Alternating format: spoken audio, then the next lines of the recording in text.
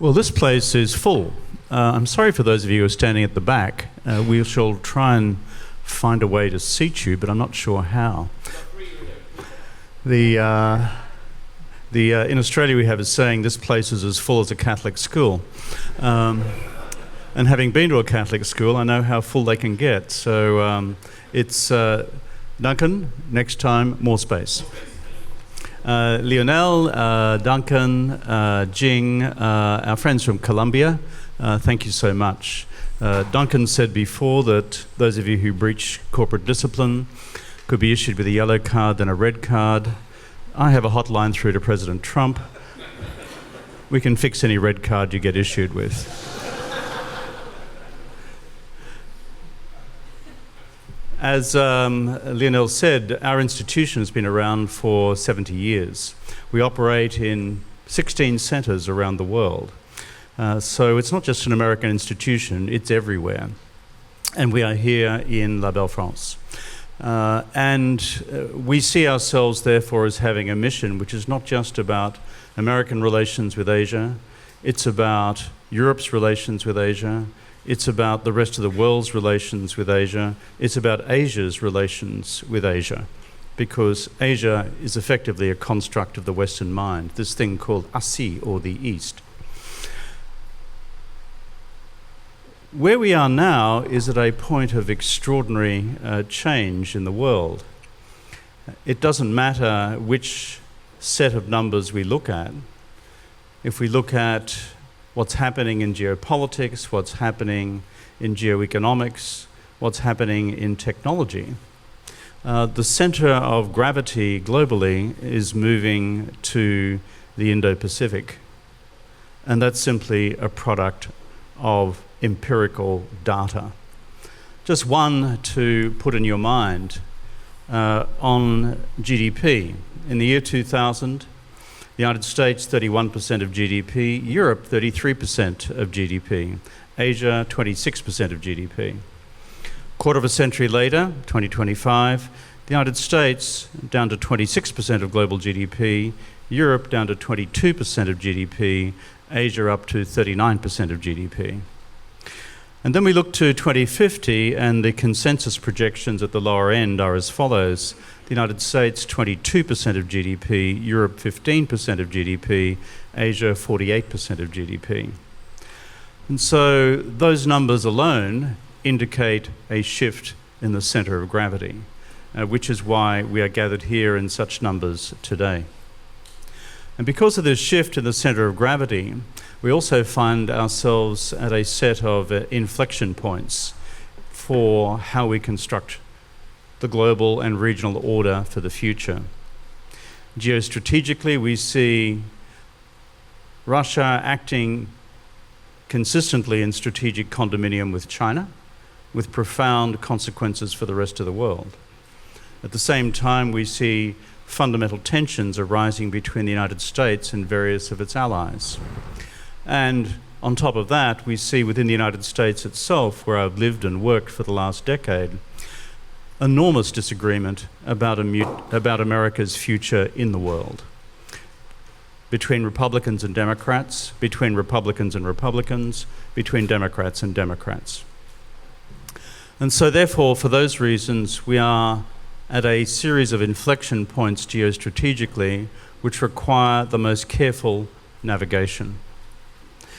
Geoeconomically, we find ourselves also at an inflection point where we see the global unfolding of China's industrial policy writ large.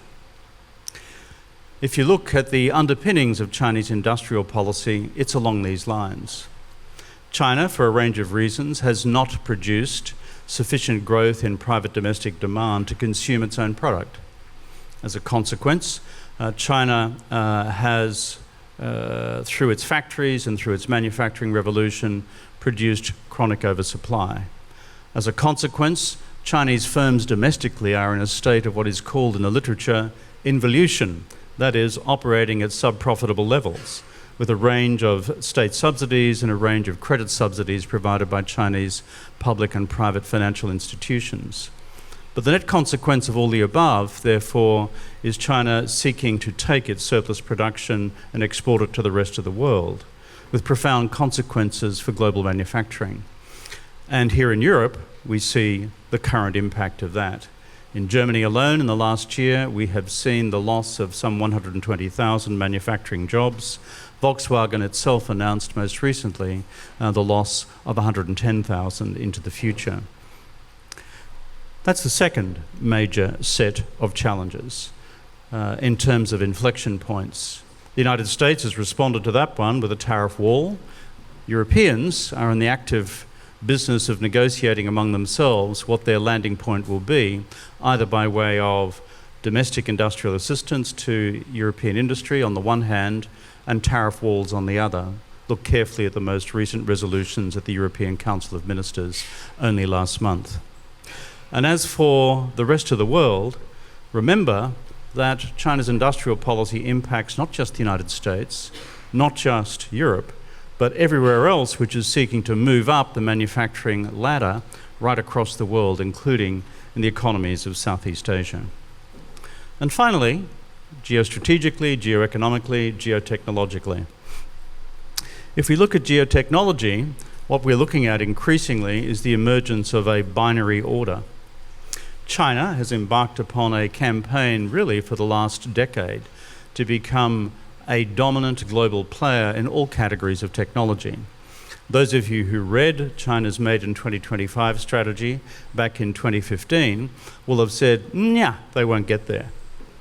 Guess what? If you look at the 10 priority technologies identified in China Made in 2025, 8 of those 10 have been realized in terms of China now being a dominant global player. It reflects the power of Chinese industrial policy at work through the vehicle of technology. And within AI itself, we now see across the AI stack, or Jensen Huang's wedding cake of power, energy, compute, infrastructure, frontier models, and AI diffusion, we see increasingly again a binary world, with some exceptions in terms of our friends from the Netherlands or our friends also in Japan and Korea, but increasingly a binary order. And then within the binary order, a come to Jesus, come to Marx moment most recently, when Xi Jinping and President Trump said, mythos, we should talk. And is there therefore the necessity of negotiating for the first time some guardrails between us? Those are the inflection points that I see, at least from the lens of where I live and work and have my being in New York City. So therefore, looking to the immediate period ahead, these inflection points can arrive at a series of fundamental tension points as well. On the geostrategic side, what will happen on the question of Taiwan in the years immediately to come, including 27 and 28? Furthermore, where will Europe and the rest of the world go in response to the Chinese industrial model? And furthermore on that, who will win, or is that the wrong question to put in terms of the AI race now between the two self-proclaimed superpowers? Finally, as Jing reminded us just now, it is not all gloom and doom. It is not all challenge. There is, in fact, opportunity. And part of our mission as Asia Society is to navigate not just difficulties and challenges, but is to explore opportunities to mutual advantage. Our common action together to still work to save an increasingly warming planet. Our common action together between the United States and China on preparations for the next pandemic and finding cures, deploying AI for the most exotic new categories of cancer, which are afflicting all humankind, as well as our common efforts to, can we, rein in the AI beast to an acceptable level of regulation within and between our countries, including between the two AI superpowers themselves, so that we run the machines and the machines do not run us. They are where the common ground lies. So my friends, I look forward very much to being part of the discussion today. As Duncan and Lionel, and where is the wonderful Valerie? I want to thank her again. Valerie.